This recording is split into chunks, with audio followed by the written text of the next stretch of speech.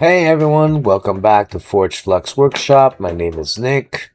In today's episode, we're going to be working on LiDAR sensor that I got, and we're going to show how to set it all up on the Atlas Rover. To install it properly, I printed several different variations of the rover's front cover. This one was the first version I tested, and here is another version with a different opening. I measured the distance around the opening and continued adjusting the design to make sure the sensor would fit properly. After testing different versions, this is the final cover with the LiDAR sensor installed. As you can see, the area in front of the sensor is completely clear, so there should be nothing blocking it when it begins detecting obstacles. Underneath the cover, I attached the LiDAR using hot glue. This holds it securely in place, but I can still remove it easily if ever needed to replace it or make adjustments. Now, I'm going to install the camera mount in this new location. I'm lining it up in front of and make sure that it sits properly and that the camera faces straight ahead. I'm also marking location where I'll make a small hole for the camera antenna. Now that everything is positioned, let's jump into the software and begin setting up the LiDAR sensor. Alright, so now what you guys need to do is, because I'm using telemetry 2 on my Pixhawk 60 Pro, you basically go to config, you click on full parameter list, you look for serial to protocol, you change that from whatever it is to rangefinder. Okay, that's number 1. And then 9 as a value is perfect. And then you got to look for serial to baud. Okay, this one we set it to 115,200. Okay. Okay, so the other thing you need to do is you got to look for range finder, range find 1 right up here. Okay, this one, range find 1. You take the Benewake TF. I have the 02, I think. I think it's a TF02. And this one here, we're going to set the RF find type 1 to 27. Okay. Oops, 27. All right, that's the other thing you need to change. Once you do this, guys, you need to write parameters. Okay. And once you write the parameters, it's going to ask you, obviously, to reboot. So let's go ahead and reboot the machine. Then the settings that I'm looking for should appear, which is the range find minimum and range find maximum. We need to set the minimum to 0.4 and maximum to 13.5. So let's see if they come back. Okay, here we go. So range find 1 minimum, range find 1 minimum. This one has to be 0.4. Okay, and then the range find maximum, which is range find 1, maximum has to be 13.5. And then also range find 1 orient, has to be to 0. Okay, now once all that is set up,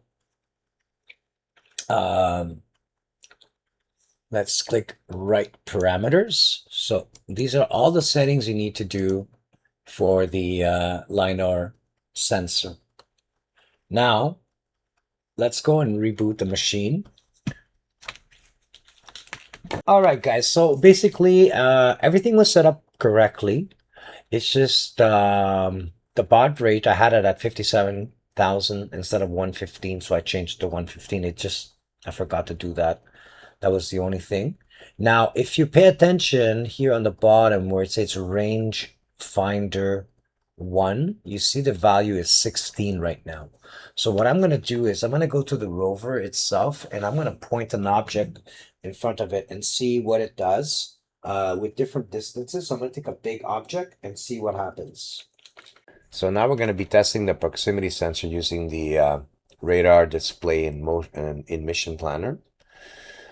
Checking it in different distances. First at the proximity of 1 meter.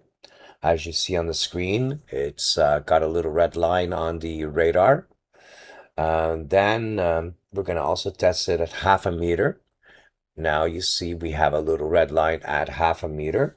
As you can see, the radar is updating perfectly and accurately, showing how close the obstacle is to the rover. All right, guys, so now what we're going to do is we're going to go and look at the settings for the sensor. When it approaches an object, I want it to avoid the object instead of stopping. So we're going to go to the config. We're going to go to full parameter list. Let's connect first, obviously. We're not connected to the Pixhawk. So that's the first thing we need to do is connect. Once we're connected, we have 1, 2, 3, 4, 5, 6, 7 parameters to verify.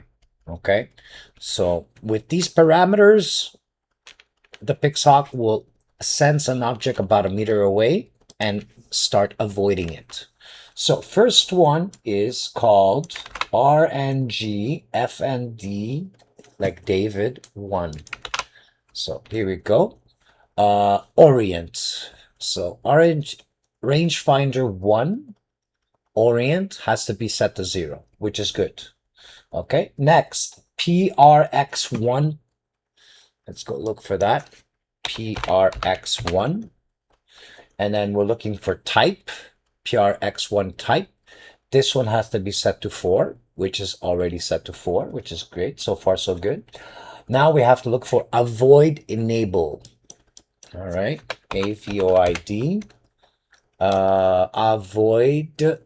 Avoid behave, avoid enable.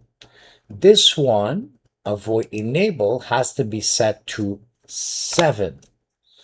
Okay, this enables the avoidance using the proximity sensors. Okay, then the next one we need to verify is OA type. So OA underscore type right here, the last one. This one has to be set to 1. All right, like that. Then we need to look for OABR. So OABR, let's look for that. OA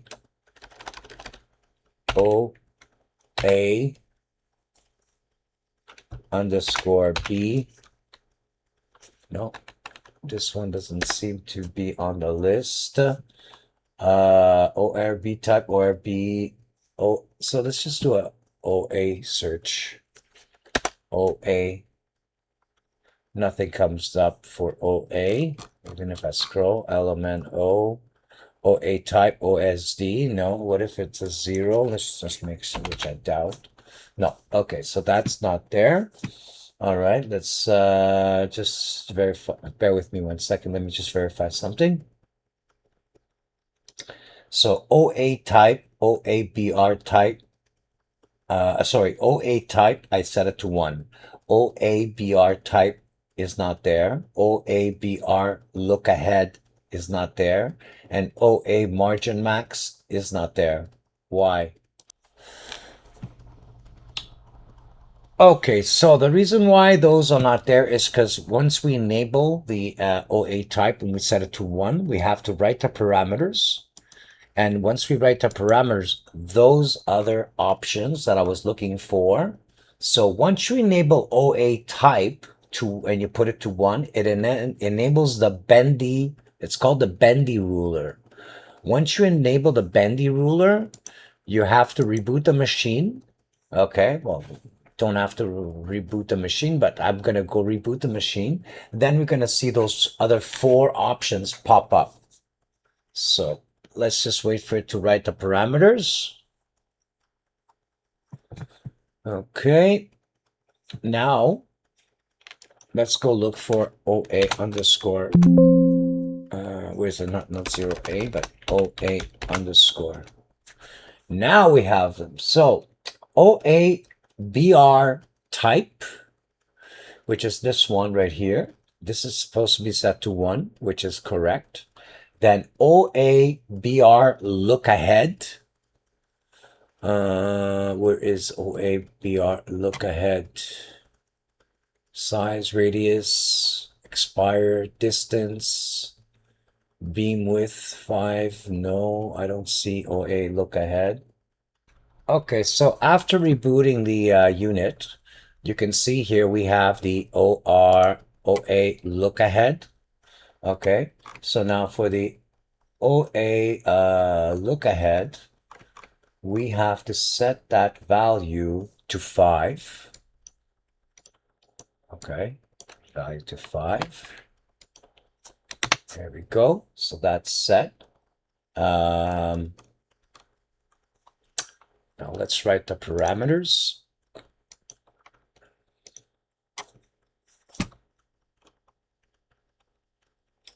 Now we're going to look for OABR cont angle, which is this one.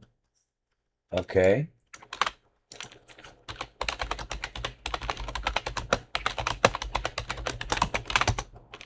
Let me see what settings I have to set this one to.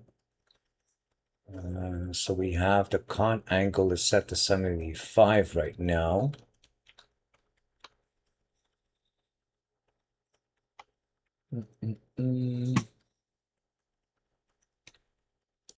Okay, so the OA margin max has to be set to 2. The OA look ahead, we already set to 5. The OA-BR cont ratio, is supposed to be set to 1.5, which is exactly what it is. And the OA-BR cont angle is supposed to be set to 75. So that is it, guys. Now we need to test this out and see if it works. All right, guys, that's basically it for installing and setting up the LiDAR sensor on the Atlas Rover. In the next episode, we're going to take a rover outside and test it with some real obstacles to see how it reacts and whether it can successfully navigate around them. Right now, I'm also upgrading the rover with 6 new Pololo 3206 high-power 12-volt gear motors. So we should have a lot more torque and more power for our upcoming tests. Thank you so much for watching ForgeFlux Workshop. Don't forget to like, subscribe, and follow the Atlas Rover project. Build, test, explore, and I'll see you in the next one.